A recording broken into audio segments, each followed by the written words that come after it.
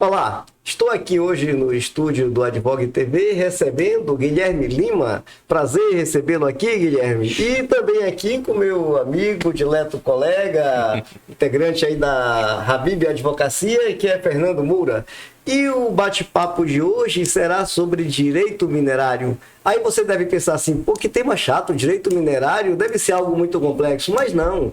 Nós vamos mostrar para você que a vida moderna depende da atividade de mineração. O seu carro, o seu celular, os aparelhos médicos, todos esses equipamentos eletrônicos, transmissão de energia, tudo depende da atividade de mineração. Então você não saia daí que você vai ver o quanto a atividade de mineração é importante e o quanto isso pode impactar na vida da sociedade moderna. Mas, Guilherme, muito bem-vindo. Muito obrigado por estar aqui, pelo convite, né? Meus caros colegas aí, meu primo, né? Sim. Não posso deixar de dizer isso, né? Claro. E um prazer muito grande estar aqui com vocês. Que bom. E, Fernando, mais uma vez, né? Mais uma vez, a nossa casa, né?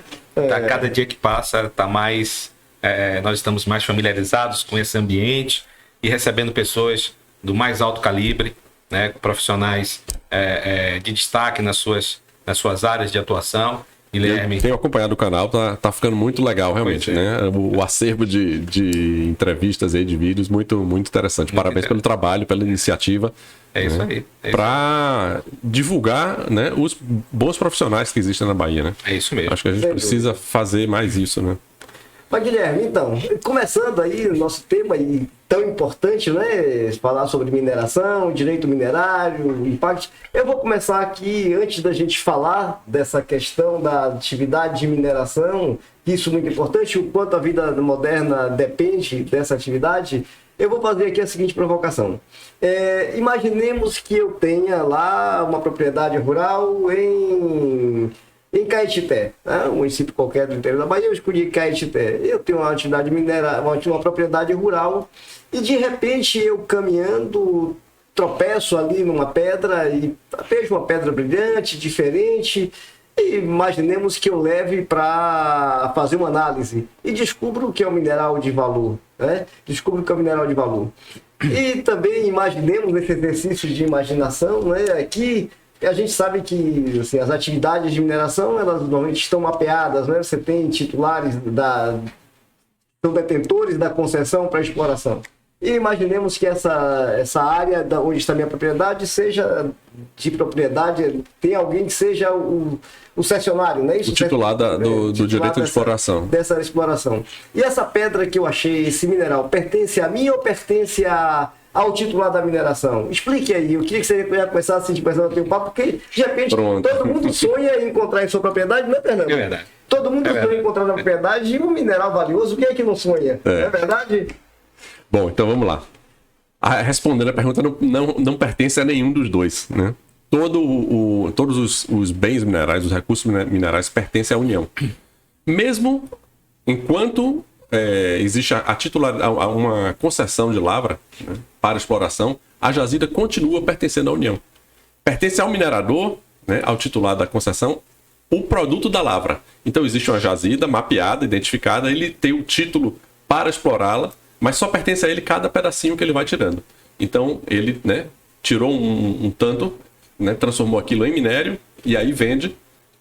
Aquilo é propriedade, né, o produto da lavra, mas a jazida pertencerá sempre à União, né? No caso daquela pedrinha que está no chão ali, é resíduos, né? Você pode pegar, pode levar, pode botar na sua casa para decorar, não tem problema.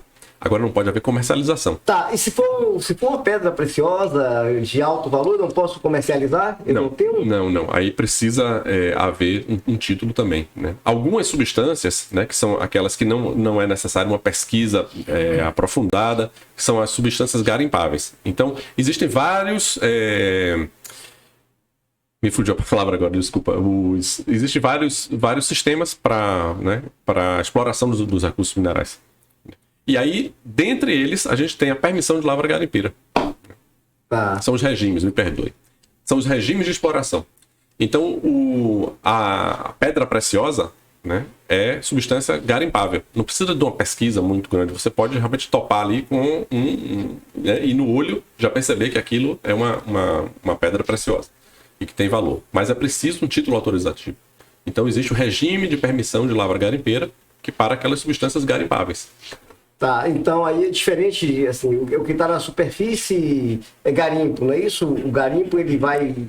Como é que funciona? Essa questão do garimpo, né? O garimpo hoje vem se transformando realmente em empresa de mineração. Por quê? Aquele ouro de aluvião, que aqueles garimpeiros na beira do rio garimpavam, aquilo já não existe mais, é muito difícil.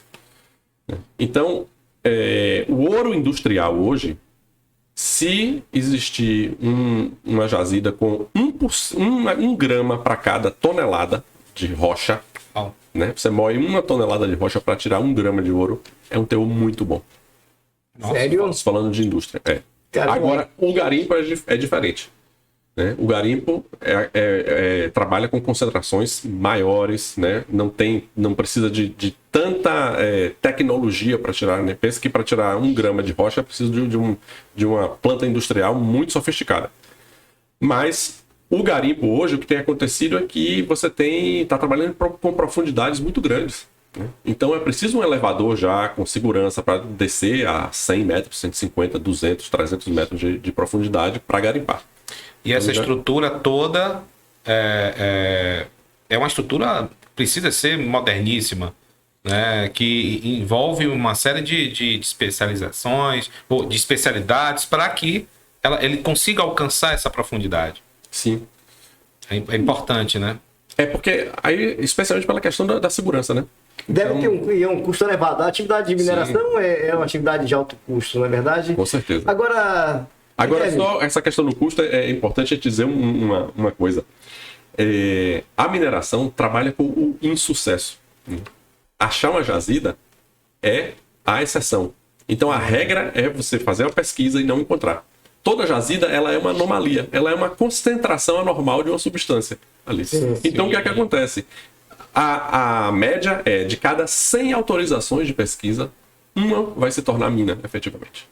Então, a grande maioria das pesquisas não dão resultado. A gente só vê na mídia quando tem resultado. Quando dá certo. Então... Agora, tem outra coisa que a gente vai conversar aqui, e aí, assim, você que tem uma propriedade rural, será que alguém pode explorar minério na sua propriedade, mesmo contra a sua vontade? A gente vai falar sobre isso aqui também, viu, Guilherme? Então, você fique atento que a gente vai falar sobre isso também. Agora...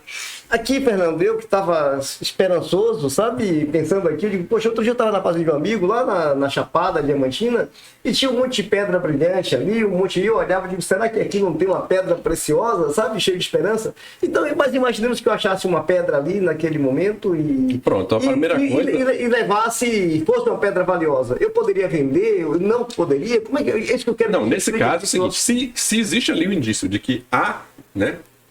Uma pedra preciosa, que existe pedras preciosas naquele local, o que se tem a fazer é, primeiro, identificar esse ponto, né, através de um GPS, né, e contactar um geólogo para que ele faça a verificação perante a Agência Nacional de Mineração para saber se ali já existe algum requerimento de exploração. Sim. Porque o que é que acontece? Quando se faz o requerimento perante a Agência Nacional de Mineração, não se consulta o dono da terra. Então, o empreendedor mineral, né, o geólogo, ele abre o mapa, né, dá uma olhada, bom, vou fazer meu requerimento aqui. Ele não sabe nem em cima da propriedade que vai cair.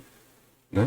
Ele faz o requerimento, a Agência Nacional de Mineração concede uma autorização de pesquisa, aí ele vai procurar o dono da terra. E aí diz, olha, eu tenho uma autorização de pesquisa aqui, né, a União me deu isso, e eu preciso entrar no seu terreno para fazer a pesquisa.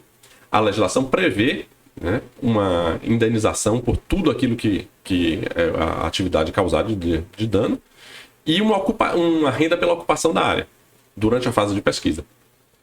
Caso essa pesquisa seja positiva e haja mesmo a exploração, aí o dono da terra tem uma participação. O mesmo royalty que vai para a União, né, a compensação financeira para a exploração de recursos minerais. É utilizado como base de cálculo para o royalty do dono da terra, para o superficiário. Então, a grande maioria das substâncias minerais gera um royalty de 2%. E o dono da terra fica com metade. Quer dizer, não a metade desses 2%. 2% vai para a União e mais 1% para o dono da terra. Então, são 3% que o minerador desembolsa com... E nesse caso, o dono da terra, por exemplo, ele pode se negar a permitir esse acesso, ou se, por exemplo, esse acesso ele for gerar um avanço maior, né, dentro daquela propriedade, maior até do que aquele ponto sinalizado inicialmente, e isso gerar um conflito ali, existe a possibilidade de eu me recusar a isso? Excelente pergunta, porque acontece muito isso. Mas nesse caso, a vontade do dono da terra, ela não prevalece. Justamente por quê? Porque a sociedade precisa do bem mineral que está lá. Então imagine que seja justamente um mineral especial que serve para você fazer um determinado equipamento médico. Né? Entendi. Entendeu? Então, assim, a sociedade precisa de ferro, né? Precisa de argila para fazer tijolo, precisa de diversos, de cobre para fazer fio de cobre para energia elétrica. Entendi. Então, os bens minerais pertencem à sociedade e eles precisam ser transformados, né, para que sirva à sociedade. Então, há muito tempo atrás, a Constituição unificou essa, né? Não me recordo aqui, acho que foi até a Constituição de 34. Então, não funcionou.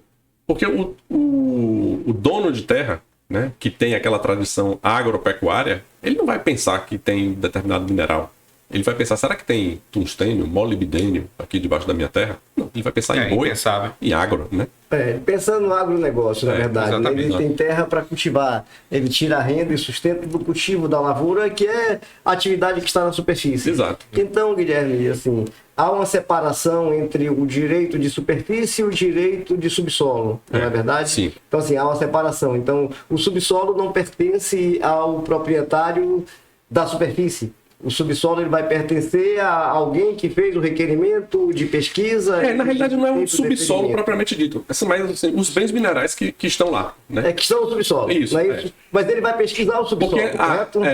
Sim, não é isso? Ele detém a autorização para fazer pesquisa no subsolo. O bem mineral que estiver no solo ou no subsolo. Né? Isso. Imagine aquelas rochas, tipo pão de açúcar, né? Aquela rocha sem vegetação, né? Que aflora. E aí é muito comum você ter granitos, né, com colorações comercializáveis, né, que são daquela forma. Então aquilo ali não é subsolo, né? Você vê que é uma rocha aflorante, que está acima do subsolo. E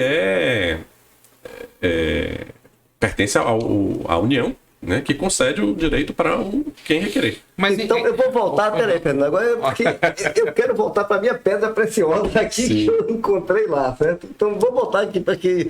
Então aquela pedra preciosa que eu tropecei nela, que eu encontrei, né, eu disse, poxa, agora eu estou bem de vida. Aí aquela pedra preciosa, se tiver alguém que seja o titular de uma concessão para exploração de minério ali naquela minha propriedade, eu tenho que entregar então a pedra para ele, é isso? Aí você tem que permitir que ele exerça a atividade, né? E aí você vai negociar um royalty com ele. Mas é aquela pedra que eu encontrei, eu tenho que entregar para ele, já que ele é o titular do direito de exploração de minério? Sim, ela não pode ser comercializada.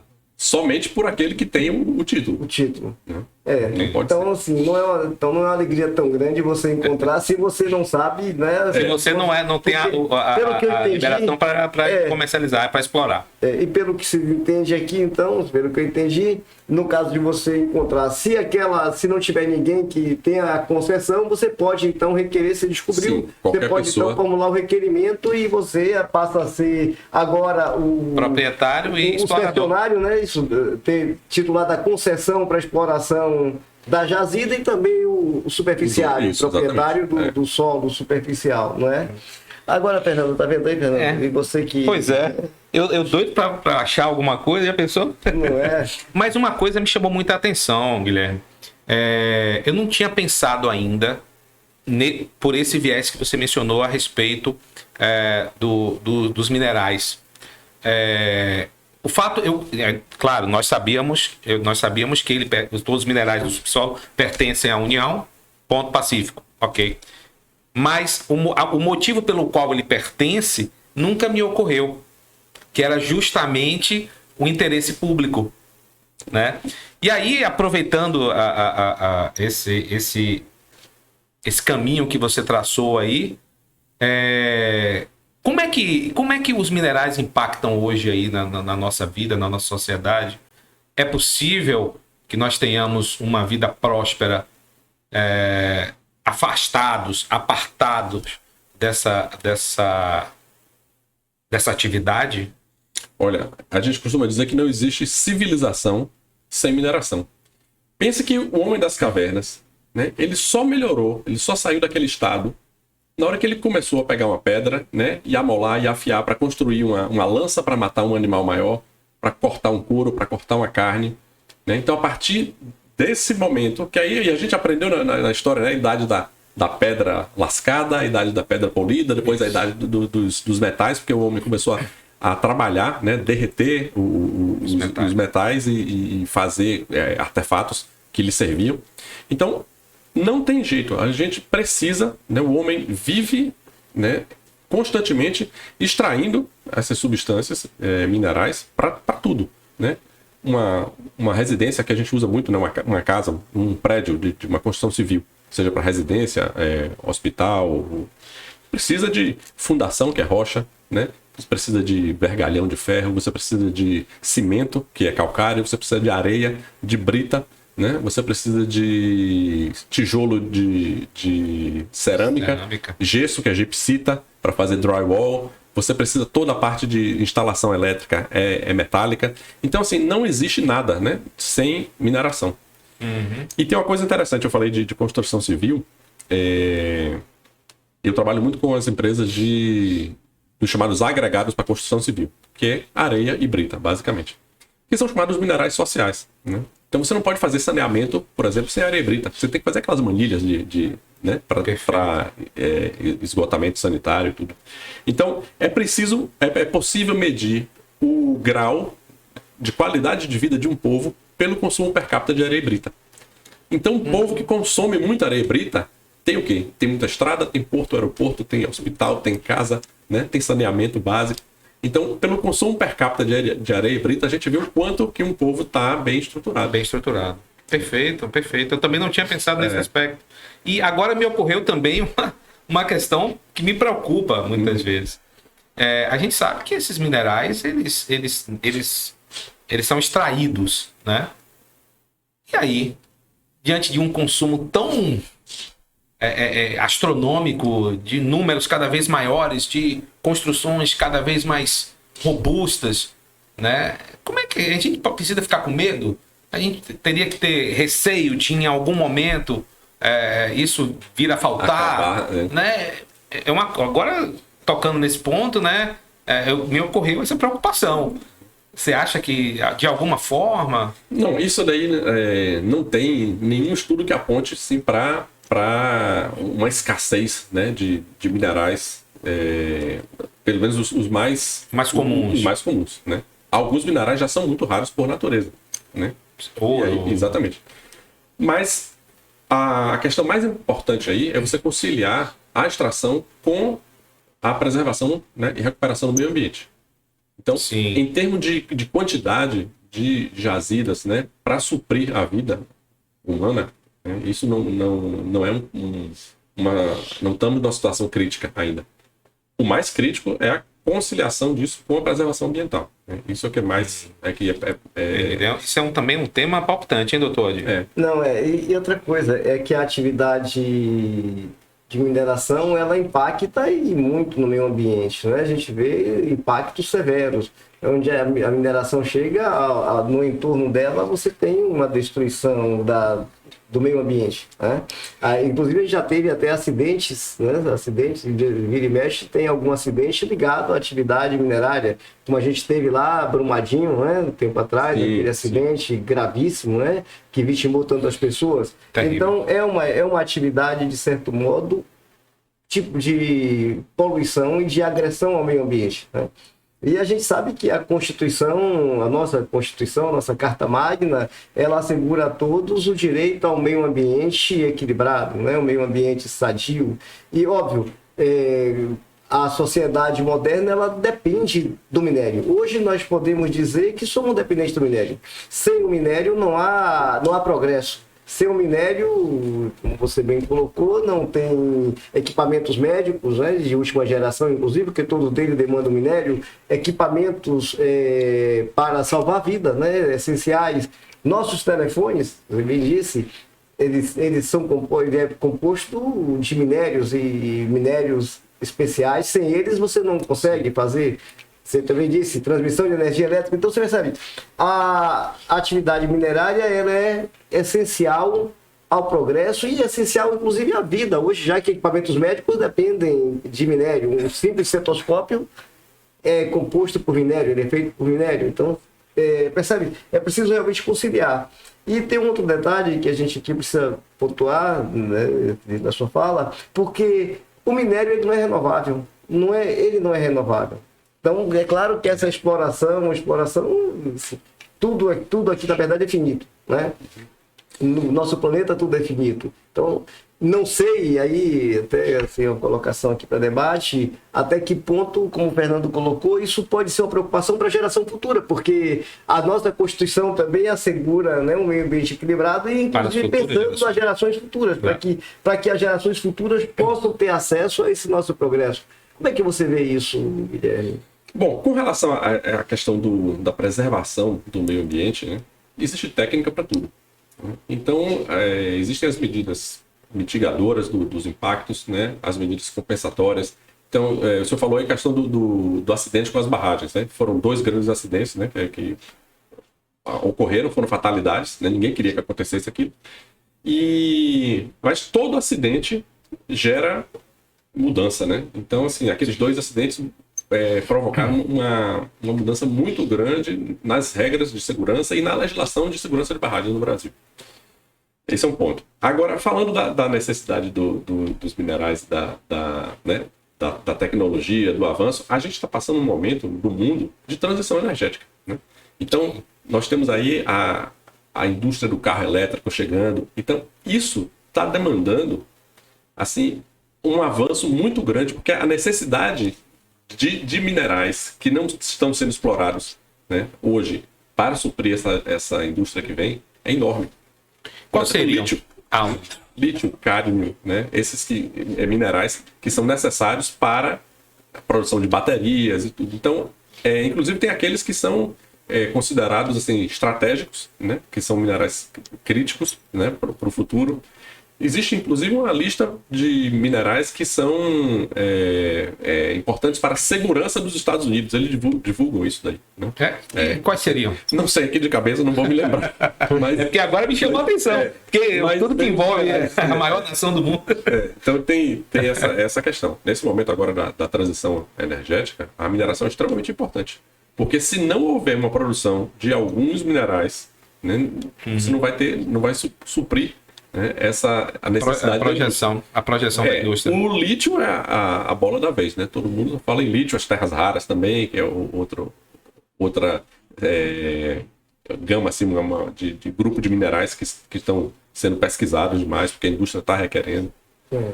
Agora é interessante, né, que aí se fala, né, que carro elétrico é um carro que agride menos o meio ambiente, usaria uma fonte de energia, né, sustentável, limpa, digamos assim, mas na verdade ninguém fala do impacto ao meio ambiente, que é o aumento da atividade minerária para a extração dos minérios necessários à construção dessas baterias. E tem outro detalhe, e depois o que fazer com o descarte dessas baterias. Você compreende assim? E o descarte dessas baterias? O que é menos prejudicial? É o veículo a combustão que nós temos hoje ou é o veículo elétrico? O que é? Eu digo sempre assim, eu tenho uma fala que eu digo que tudo na vida tem os 2 lados. Existem sempre os 2 lados da moeda e é preciso que você compense. Tem o bônus, mas tem o ônus. Eu não vejo nunca só o bônus. Tem que ter, tudo que tem um bônus tem um ônus. Tem alguma coisa por trás que vai ter um custo.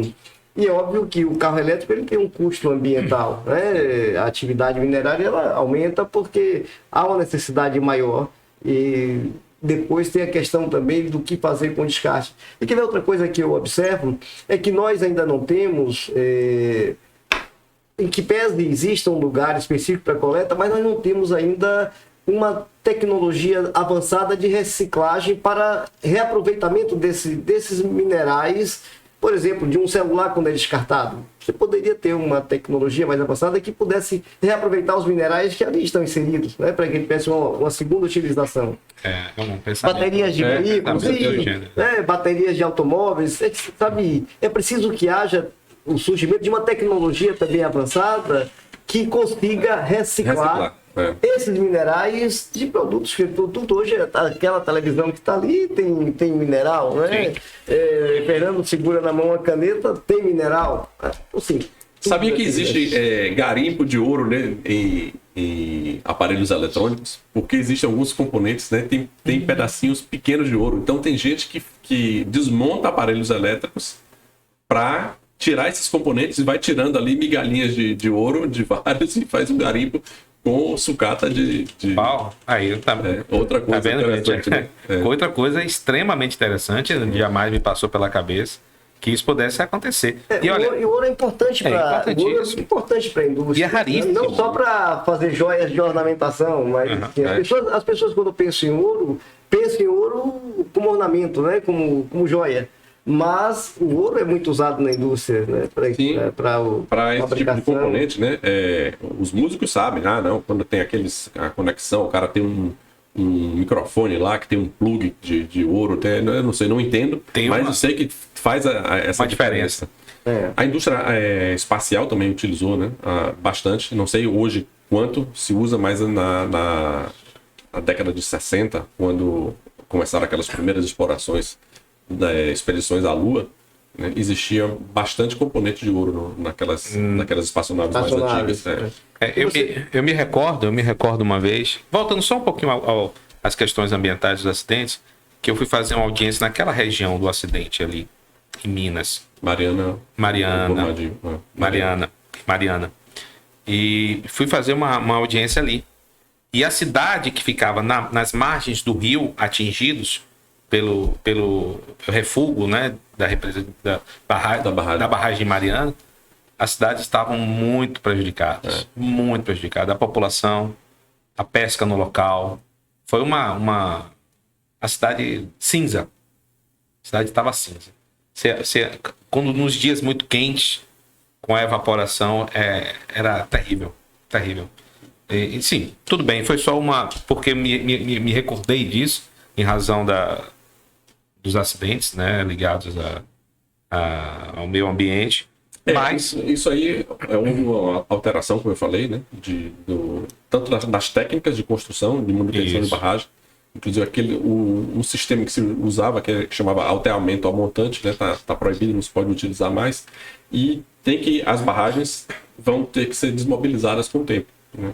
Então vai se utilizar agora um outro tipo de contenção. Não, como fala, a forma de empilhamento desse rejeito. Então não vai ser mais aquela coisa que tem aquela textura de lama meio aquosa, né? Sim. Porque o que aconteceu ali foi uma espécie de liquefação, né? E a barragem não suportou. Eu não tenho assim, detalhes técnicos para falar, mas hoje se utiliza uma outra forma de colocar o rejeito, né? Armazenar o rejeito que vem das plantas de mineração. Não, isso me chamou muito a atenção na época, porque era um negócio, foi uma situação muito trágica, as pessoas, né, sofrendo muito os reflexos. Agora, o que acontece quando tem um município, né, que tem uma grande mineradora, uma grande mina, né, uma mina daquele porte? Geralmente o município é totalmente dependente. A economia, né, fica ali pendurada naquele empreendimento, né? Todo mundo trabalha na mina. Vive em função quando a mina termina, a cidade vira cidade fantasma. Tem algumas cidades que viram cidade exatamente. fantasma. Então, aqui na Bahia, agora, de um tempo para cá, uma cidade que vem se desenvolvendo muito economicamente é Santa Luz, porque está sendo... Se descobriu, né? Lá sempre foi uma cidade com um grande potencial minerário, se descobriu lá uma jazida que está sendo explorada. Acho que é isso. Quem descobriu aquela jazida foi meu pai. Foi seu pai? Meu pai é geólogo, né? Para você ver, um projeto foi em 78. Eles estavam pesquisando cobre naquela região e não acharam nada de cobre. E acharam uma anomalia ali, porque onde tem garimpo, você já tem aquela coisa, não tem garimpeiro ali, então ali tem ouro. Ali não tinha registro nenhum de garimpo, não tinha Santa nada. Luís. Só tinha plantação de sisal lá. Sim. E aí, nos estudos, nas amostragens, deu uma anomalia de arsênio. Então, onde tem arsênio, geralmente tem ouro. Né? O arsênio é o indicador. E aí, meu pai falou, olha, um geoquímico chegou e disse, rapaz, tem um ponto aqui, vamos dar uma olhada? Meu pai era o chefe do projeto e disse, vamos dar uma olhada. E é o ouro de Santa Luz que está lá e que as jazidas, os estudos vêm comprovando cada vez mais ouro naquela região. Caramba. Interessante, né? Ruim, hein? Agora, o Guilherme, antes aqui do início do nosso bate-papo, você falou do tário, né? E o tário, você disse que o tário é um mineral essencial, inclusive você disse que aquele exame de contraste Isso, é feito à base de tário, né? Isso é um mineral. Exato. E você falou que existem poucas jazidas. Você disse de uma descoberta aqui na Bahia, não é isso? Fale um pouco aí dessa... Essa grande descoberta. Dessa descoberta. Pois é, então só existiam 2 minas de talho no mundo, né? Então o talho é um mineral especial que é utilizado realmente para fazer esses contrastes quando você vai fazer uma ressonância magnética, né? Que todo mundo sabe, né? A gente morre de medo de ter que assinar um termo lá, que se precisar usar contraste, né? Mas ele serve para isso. E uma pesquisa para um outro metal, né, terminou esbarrando numa quantidade de talho, que é uma jazida, que foi descoberta aqui na Bahia. Então a terceira mina de talho do mundo está aqui. Interessante, na verdade, né? A Bahia também, aqui na Bahia, tem uma mina de urânio, também explora, né? Extrai urânio, que é essencial, inclusive, para usinas, né? Sim, de geração de energia. Geração de energia. Então a gente percebe assim, a atividade mineral ela é uma atividade intensa, né? O Brasil é um país muito rico, a gente sabe, até pela E a extensão Bahia, territorial. hoje, tem 2 dados aqui interessantes da Bahia. A Bahia passou para o 3º lugar, é o 3º estado em produção de minério no Brasil. Né? Então você tem Minas Gerais em 1º lugar, Pará em 2º e agora a Bahia em 3º. Né? A Bahia estava lá em 5º, mas com alguns empreendimentos novos que surgiram aqui, ficava ali disputando com Goiás. Né? 4º, 5º lugar. E a Bahia tem a maior diversidade de minerais do Brasil. A Bahia tem a maior diversidade. Então a gente tem pedras preciosas, né? Tem diamante, tem diamante industrial também, tem uma mina de diamante industrial importante aqui na Bahia. Tem o diamante para joia, que é a Chapada Diamantina, né? Sim. Famosa por conta disso, né? Tem esmeralda, tem ouro, né? Tem rochas ornamentais, a gente tem a maior diversidade de coloração de granitos, de mármores, de quartzitos, né? Tem cobre, né? Temos uma mina, tem... Me fugiu aqui um outro metal, mas assim, é uma gama muito grande, tem mais de 40 substâncias. Campo Formoso, acho que é Campo Formoso, né? Esmeralda, não é isso? Tem uma jazida de esmeralda. Falar do cromo. Cromo também tem uma jazida importante. Como é que tá, Guilherme? Né? Diante desse cenário, né? Eu imagino que os investimentos estejam fervilhando, né? As pessoas devem estar interessadas. Olha, a Bahia hoje é o estado que mais chama atenção pela quantidade de requerimentos. Então, assim, as empresas, né, que estão com capital para investir, né, e aí o capital de risco mesmo, porque, como eu falei, de cada 100 pesquisas, somente uma vai dar resultado, né? Então, como a gente joga R$50 na Mega Sena, né, as empresas pegam, não, temos aí $50 milhões para esse ano aqui para botar no fogo aí. Então, de cada 100, jazida confirma em uma, né? Na pesquisa. Então tem muito investimento vindo para cá. E a gente tem que considerar o seguinte, boa parte do território da Bahia é semiárido. E nesses lugares aí, muitas vezes, um empreendimento desse é o que vai movimentar a economia. E tira muita gente da pobreza. É verdade. Agora, Guilherme, voltando àquele tema que a gente aqui falou, né, de o detentor da concessão, né, ele ter o direito de fazer pesquisa e fazer extração minerária em propriedade de outra pessoa, né? De terceiro, tá? E Fernando até colocou, né? Fernando colocou, mas e se o detentor da propriedade se recusar? Você disse que na verdade prevalece o interesse social, porque a União é que é a detentora da atividade do minério, né? Do minério, porque ele tem uma função social. O minério tem uma função social, então por isso pertence à União e ela, mediante concessão, autoriza que pessoas façam lá a exploração. Né? Exato. Então, voltando aqui para aquela coisa do cara, o cidadão tá lá criando o gado dele, sossegado, né? Com gado no pasto, boi gordo, Fernando. E aí, de repente, surge alguém e diz, epa, ó, tem aqui uma autorização aqui, uma concessão. Aqui embaixo do seu pasto tem uma jazida. E eu tenho o direito de explorar essa jazida. E o proprietário, se ele se recusar, a gente sabe que vai haver uma ação judicial, inclusive, para garantir, porque ele tem o direito, né? Ele tem o direito e aí é o direito de servidão, não é isso? Não é assim que funciona? Nesse caso, existe o Código de Mineração prevê um procedimento judicial específico. Então, se houver a resistência, a recusa do dono da terra, né, a União... É garantida o acesso, inclusive, a utilização de força policial, se for necessário. E os valores que cabem ao dono da terra vão ser depositados em juízo. Justamente porque aquele mineral ali é de interesse nacional, é de interesse da sociedade, e ele precisa ser transformado em riqueza, né? A União vai receber o royalty, o dono da terra vai receber o royalty. Então é muito melhor que ele negocie, né? O Código de Mineração ele estabelece um piso para esse royalty. Sim. Nada impede que se estabeleça um valor maior. Né? Então, a melhor situação aí que o dono da terra pode fazer, a atitude é negociar. Interessante porque, por exemplo, num grande produtor, num grande pecuarista, um grande agricultor né, de soja ou de milho, né, que passe por uma situação como essa, a negociação, ela inclusive pode girar em patamares financeiros bem elevados, né? Porque ele estaria, em tese, abrindo mão de uma atividade altamente rentável para ele, né? Em prol da exploração de um mineral que tem o propósito de atender aí o país, caso, digamos assim. Se tem uma atividade muito rentável, por exemplo, um aras. Né? Imagina que o cara tem um aras com cavalos de raça caríssimos. E o aras está ali em cima de uma jazida. Aí é a chamada rigidez locacional, que é uma das características da mineração. O minério só pode ser explorado onde ele é encontrado.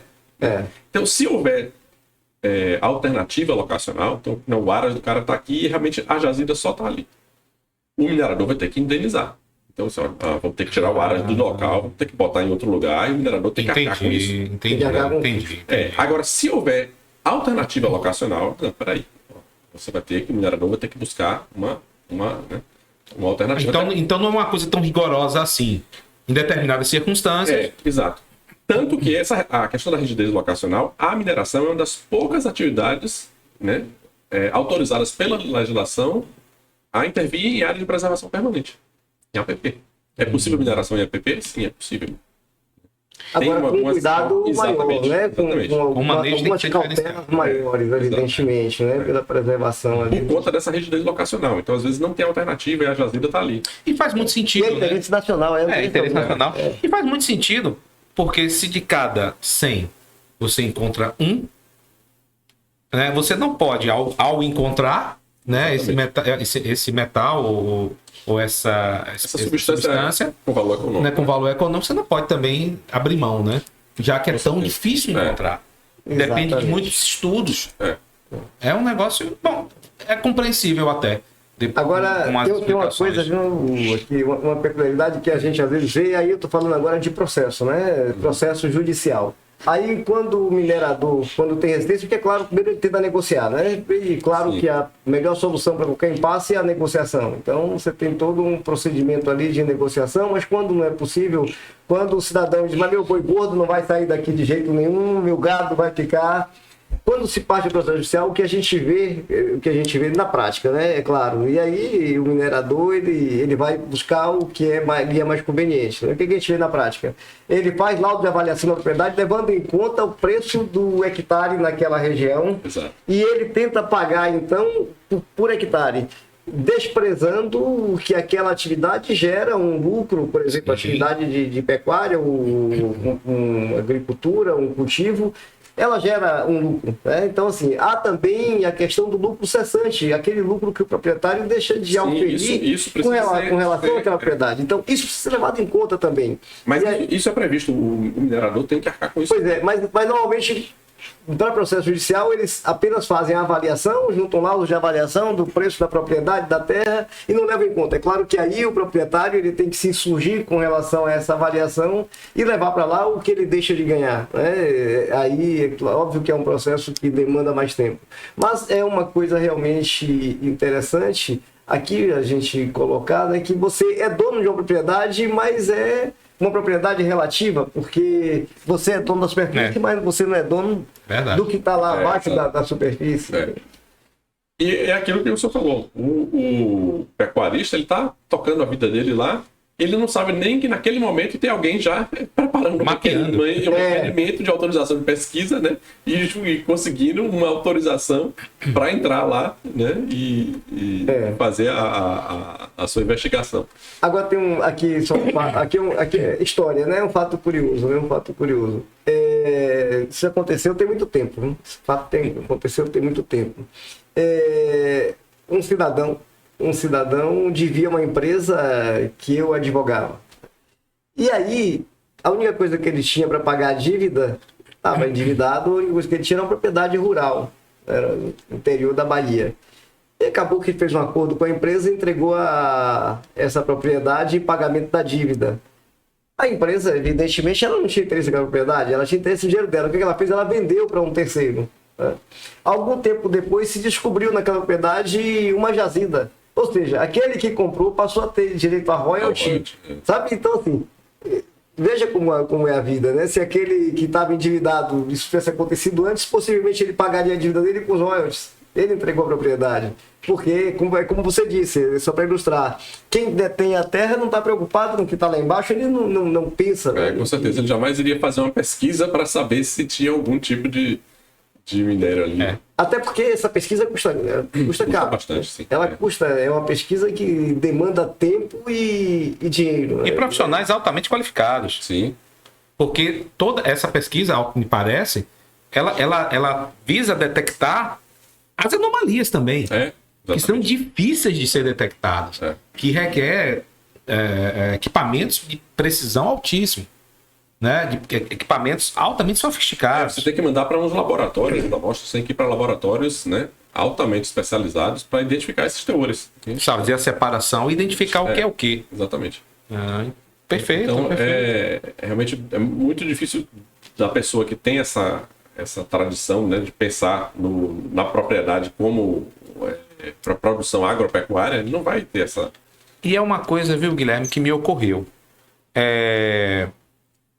Na vivência que nós temos, né, ao longo do tempo, poucas pessoas me procuraram, ou eu ouvi pouco, né, de pessoas ligadas ao agro, ligadas à pecuária, o interesse deles em explorar o subterrâneo, né, o subsolo. É uma questão cultural, talvez. A gente precisa ainda evoluir um pouco no que diz respeito às fontes de renda, porque o gado, ótimo, né, é de conhecimento público, todo mundo sabe que é uma atividade lucrativa, de modo geral. Mas outras atividades tão lucrativas quanto podem também serem exploradas pesquisando, buscando. Claro que aí entra a dificuldade inerente à descoberta, né, dessas anomalias, que é um acidente. Acaba sendo um acidente.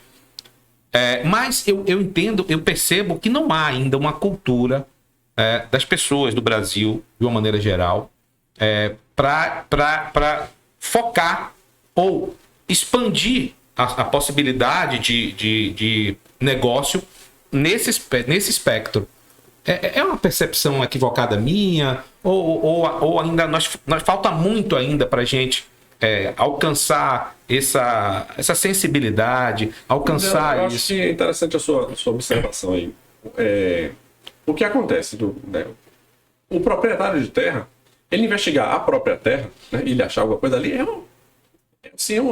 uma agulha num palheiro, é muito difícil. Né? Tanto que as pesquisas geológicas se faz numa extensa área e vai achar num determinado local ali. Então, realmente, essa cultura do dono de terra mandar investigar a própria terra é talvez uma coisa que realmente não faça nem sentido. Mas com relação aos investidores, ou seja, as pessoas comuns, vamos dizer, entre aspas, né? Aquele cidadão médio, está atento para o retorno de investimentos de mineração. Então, se você pensar no Canadá, que é um país, né, onde se investe muito em mineração, a população tem mais conhecimento, tem mais percepção, né, da geração de valor dessa atividade. Então, ele vai pegar o dinheirinho dele e vai apostar numa mineradora. Porque tem esse conhecimento, esse olhar mais aguçado para os resultados que vêm da mineração. Entendi. E você tem ali muitas multinacionais, né, que investem em diversos países. No Brasil também você tem bolsas, né, de valores especializadas em mineração. No Canadá mesmo você tem isso.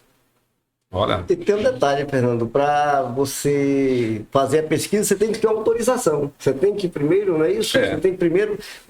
Você só pode pesquisar a existência de minério, você tendo uma autorização prévia da Agência Nacional de Mineração. Tá? Então, o primeiro passo é esse requerimento. Você tem que requerer para que você faça a pesquisa, e parece que tem um prazo, né? Isso tem um prazo para que você faça.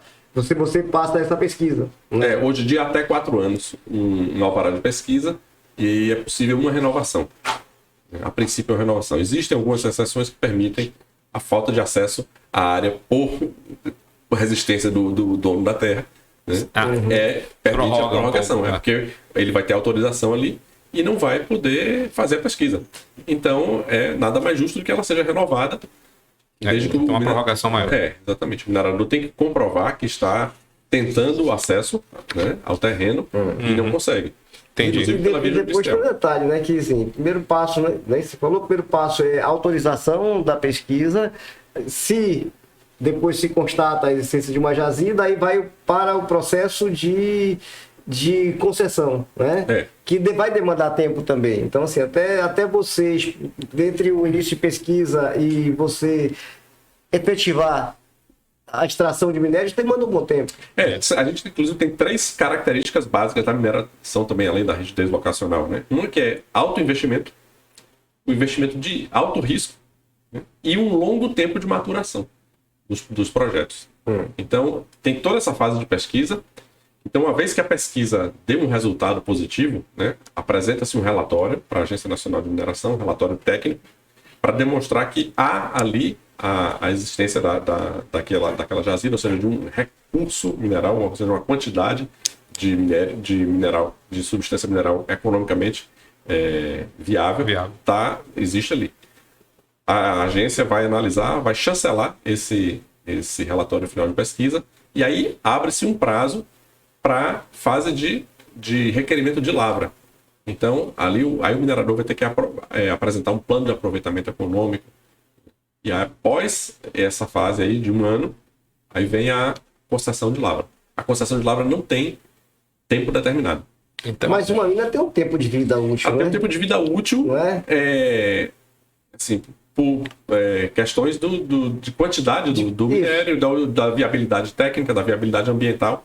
Geralmente, a pesquisa inicial nunca identifica todo o potencial da jazida. Então, aquilo que foi identificado e apresentado, começa-se a exploração.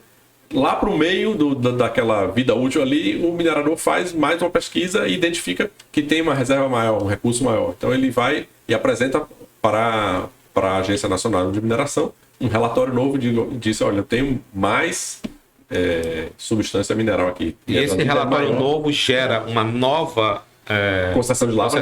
Não. É aditada que ela exatamente. Mas mantém-se os prazos? Não, o prazo da concessão é indefinido.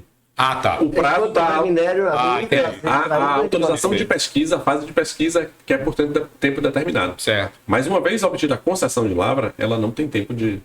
Ela vale até a jazida se exaurir. Se exaurir. Ou tornar inviável economicamente, né? Porque dependendo do minério e da profundidade, chega um momento em que você extrair ali já não é mais viável economicamente. Sim, né? Dependendo acontece, do minério, eu digo isso porque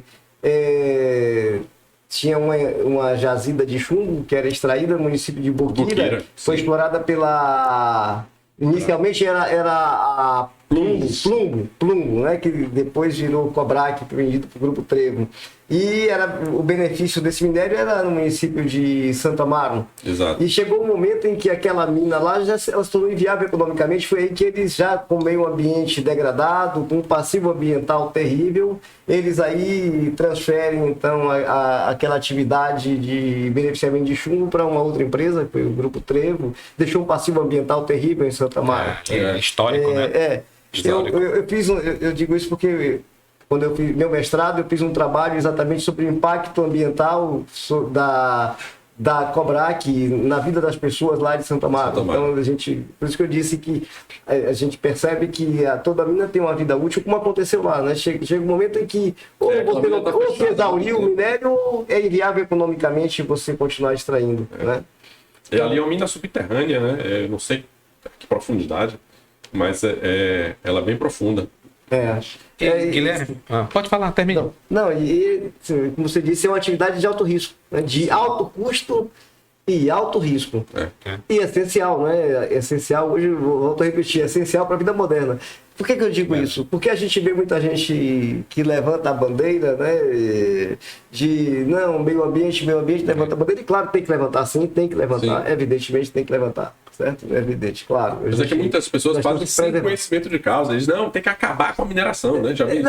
Mineração. Como é que a gente vai ter tudo que a gente tem sem mineração? É isso que eu ia dizer. Muita gente levanta a bandeira, tem que acabar com a mineração, e você olha, tá portando um celular de última geração. Exato. Tá portando, gosta de viajar de avião. Gosta de andar de avião, sabe? Usa joias. É verdade. Então, assim, é preciso ser coerente com o discurso. É isso que eu digo. Teve uma empresa aqui que, na semana de segurança do trabalho, né? Aí pediu para fazer uma palestra lá para os funcionários, para os empregados, inclusive para os operários, né? Para o pessoal. Eles estavam naquela semana e inseriram uma palestra minha. E eu pensei, o que é que eu vou falar para o pessoal, né? E aí era uma pedreira de brita, e aí eu botei o tema da palestra: a importância da nossa pedreira no mundo. E a pessoa da diretoria falou assim: mas pedreira no mundo? Eu falei: deixa comigo. Né? Aí falei: olha, né, vocês aqui produzem um agregado para a construção civil que é extremamente importante para construir a cidade que a gente vive. Né? Então, Salvador é uma cidade que tem projeção mundial, né, pelo turismo e tudo. Então, imagine, falei para a senhora que servia cafezinho, né, nas reuniões. Quando a senhora está servindo cafezinho na reunião, a senhora é parte da empresa, a senhora está ajudando a construir.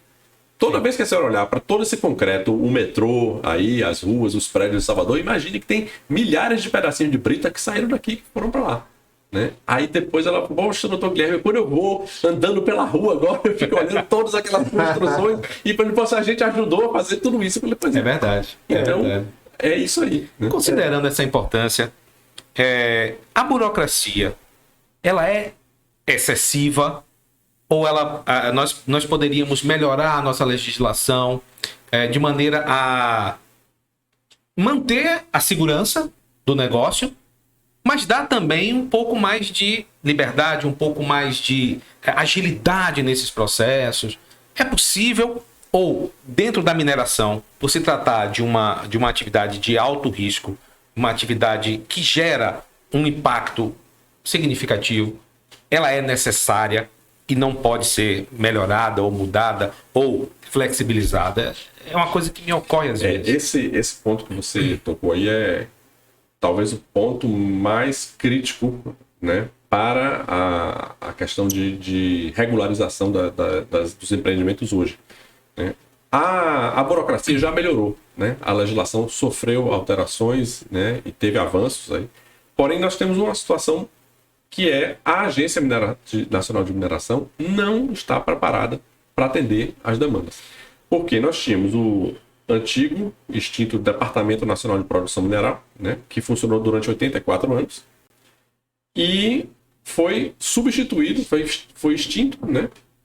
Pela Lei 13.575 de 2017. E nessa mesma lei foi criada a Agência Nacional de Mineração.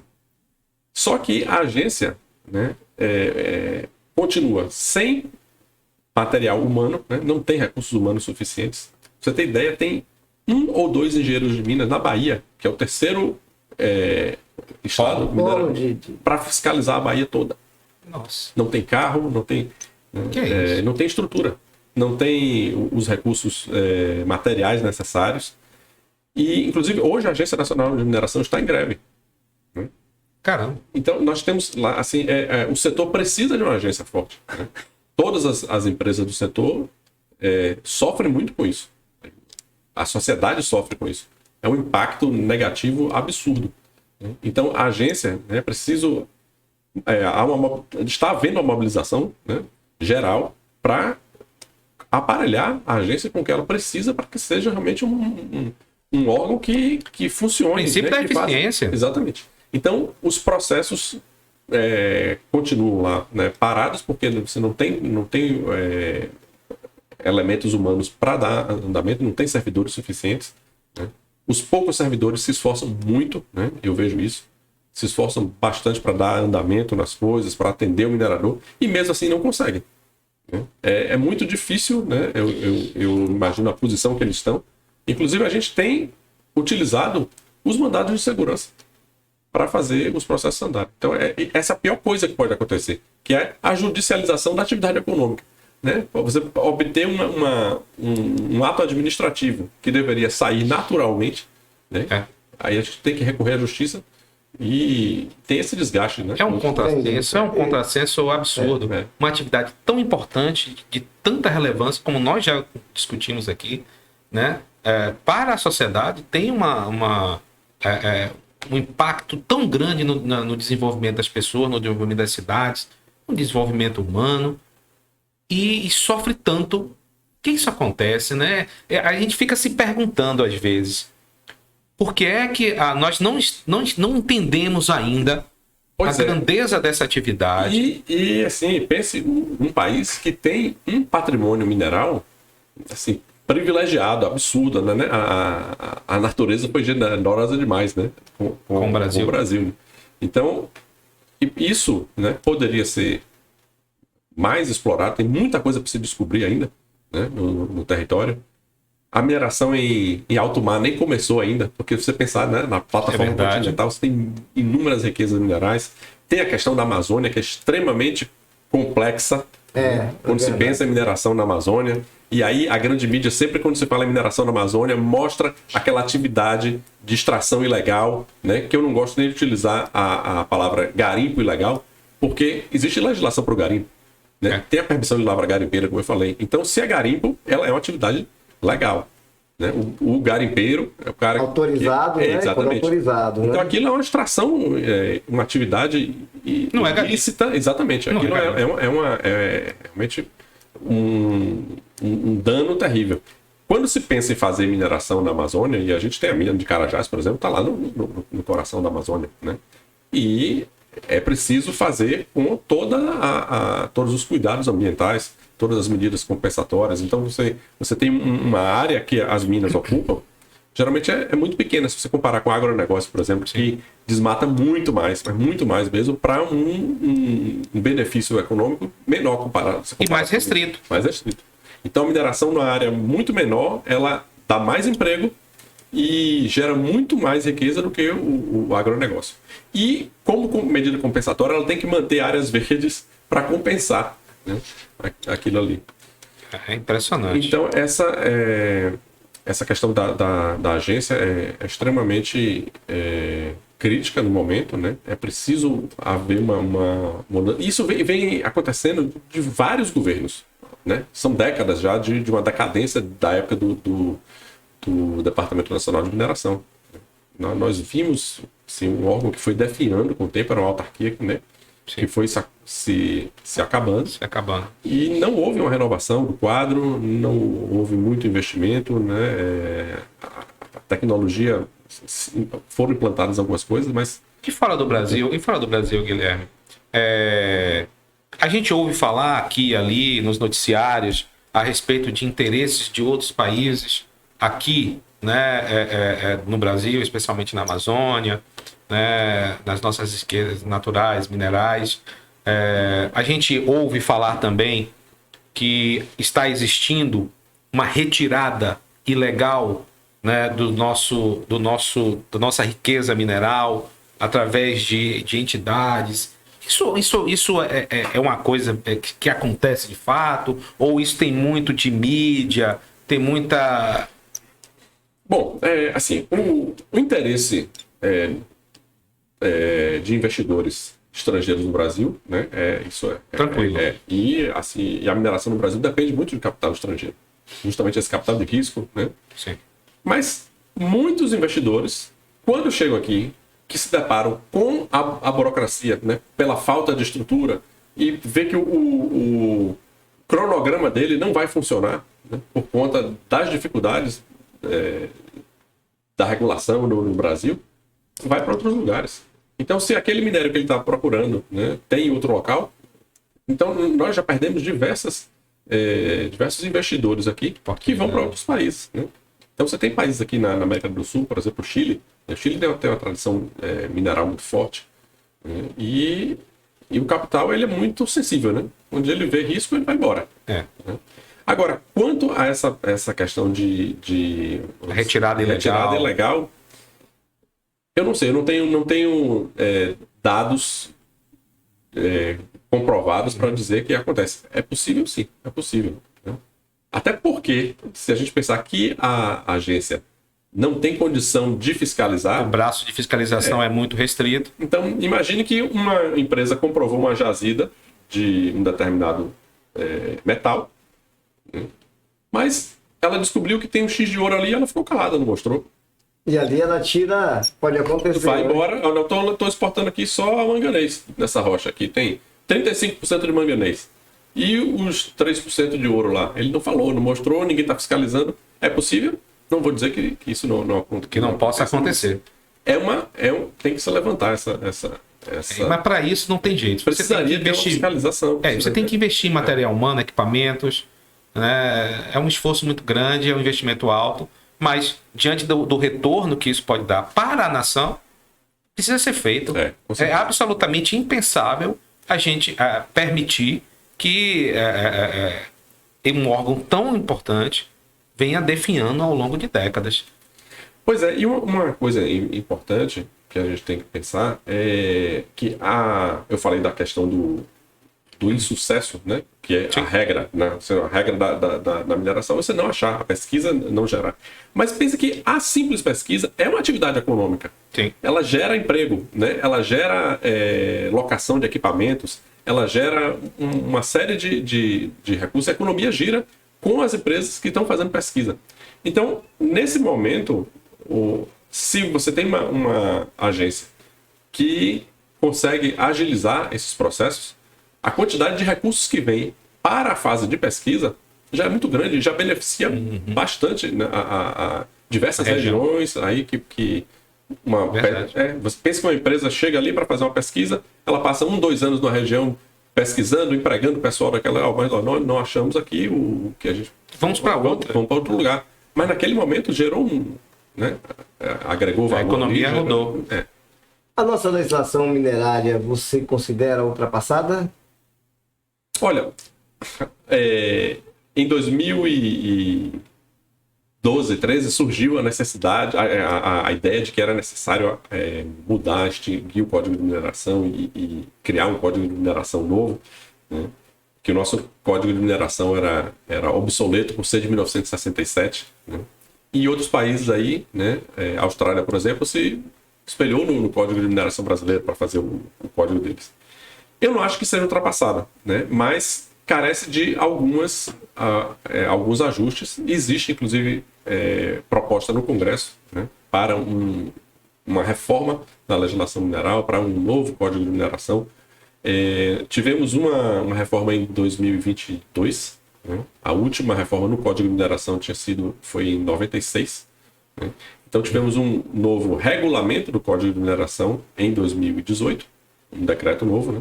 O antigo era de 1968. Então, esse decreto já foi um avanço. Em 2022, ocorreu realmente mudanças no Código de Mineração, introdução de normas ambientais, né, mais rígidas. Porque o direito ambiental ele vai entrelaçando com os outros. Né? Então, hoje você tem realmente no Código de Mineração, você tem normas de cunho ambiental mesmo, que não existia. Se eu falasse em mineração 30, 40 anos atrás, a questão ambiental passava muito mais ao largo. Né? Hoje não. Não tem como você pensar em qualquer atividade mineral sem a questão da sustentabilidade junto. Então, assim, a legislação ainda comporta algumas, né, na minha opinião. Né? Eu acho que a gente não precisaria revogar o nosso Código de Mineração. Né? Não tem histórico de empresas que deixou de investir no Brasil por conta da legislação. Então, agora, sim, alguns ajustes precisam ser. E o Brasil, a gente sabe que, você bem pontuou, o Brasil é um país burocrático, né? O interessante é que na década de 80, o Brasil, sabendo que era um país burocrático, chegou a criar um Ministério da Desburocratização. Você imagina, e não desburocratizou absolutamente. Mas isso está enraizado no nosso DNA. As pessoas, né? O Ministério da Desburocratização que não desburocratizou, é incrível. Chega a ser uma coisa e agora cômica, né? Mas é impressionante como isso é tão enraizado na gente que você vai a uma reunião numa empresa ou numa instituição e aí tem aquela listinha que passa dos presentes, né? Você tem que botar seu... Aí pede lá o seu CPF. Eu falei, mas vem cá, serve para quê? Agora, com a Lei Geral de Proteção de Dados, você tem que questionar mesmo. Você está me pedindo meu CPF para quê? Qual é a finalidade? Né? Qual é a finalidade? Tudo bem, ó, nome e e-mail. Celular pode até ser comandado. Pronto. Mas precisa do CPF. Né? Você vai comprar um televisor numa loja, o cara ele pede um endereço. Você vai me entregar em casa? Não, vou pegar minha televisão, vou sair daqui com ela agora. Para que você quer meu endereço? Né? Então, essa burocracia, a pessoa que faz uma planilha, uma tabelinha simples, começa a pedir pela mania nacional de pedir dados necessários. E hoje a divulgação de dados, de informações sensíveis, né, de dados sensíveis, isso já temos uma legislação que ela chegou, a Lei Geral de Proteção de Dados, está em pleno vigor e funcionando, e estabelece multas pesadas. Pois é, aí você vai você chega num edifício comercial, tem aquela questão posso fazer uma foto? Hoje já se pergunta, né? Posso fazer uma foto? Né? Se é uma criança, um adolescente, né? Ali você já tem um cuidado muito maior. Né? Para onde vão aquelas fotografias? Como é que vai ser armazenado? O detalhe, Guilherme, é que agora tem alguns edifícios que, na verdade, a foto já se tornou obrigatória, porque você tira uma foto e na catraca o reconhecimento é facial. Você botou seu rosto ali, ele já reconhece, tipo assim, Fernando Moura, Guilherme Lima, já está lá. Já aparece seu nome. Exatamente. Você está liberado. Mas, Fernando, estamos chegando ao final, né? Infelizmente. Um prazer enorme. Muito bacana, Guilherme. Obrigado. Nunca imaginei que o direito minerário poderia ser tão interessante, tão palpitante. Tá inserido no nosso contexto, tudo que a gente vê, tudo que a gente toca. Agora, Fernando, hoje você que vai fazer as vezes de encerrar, é seu primo, né? Então passa as vezes de encerrar, né, esse nosso episódio de podcast. Sim. Primeiro eu gostaria de agradecer aos internautas que estão nos vendo, né, atentamente. Agradecer também a Dr. Wadir, né, pelo acompanhamento, pelo bate-papo, né, pela troca de informações. E agradecer a Guilherme, meu primo, meu amigo, né, pela presença. Como eu havia dito, o direito minerário, para mim, hoje mudou a visão, mudou minha visão completamente. Me deixou entusiasmado. Eu acho que a sua presença aqui fez toda a diferença para que eu mudasse esse conceito, e eu espero também que os nossos internautas também tenham sentido a mesma coisa, né? E comecem a olhar o direito minerário, comecem a olhar a mineração uma maneira É mais, isso, mais alegre, mais bacana. Todas as pessoas precisam ter essa percepção de que nós somos dependentes e usuários, consumidores de produtos minerais todos os santos dias, né? Uma coisa que a gente não falou, né? A comida na mesa, você precisa de fertilizantes, né? Todos os fertilizantes depende de potássio, né? Para fazer fertilizante. Então, Pois é. realmente é fantástico. Passo a E eu palavra gostei aqui, demais de doutor estar aqui Adi. com vocês, agradeço também pelo convite, foi muito As portas muito estão agradável. abertas. Mas então, obrigado mais uma vez, Guilherme. E vimos que a vida moderna depende do minério, né? Sem minério não há progresso, né? Então, fica aqui. Você, até a próxima. Tchau, gente.